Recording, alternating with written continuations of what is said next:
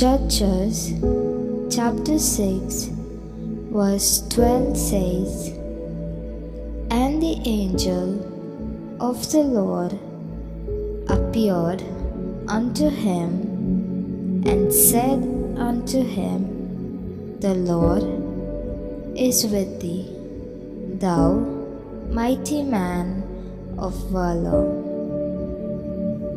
ನ್ಯಾಯಸ್ಥಾಪಕರು 6ನೇ ಅಧ್ಯಾಯ 12ನೇ ವಚನ.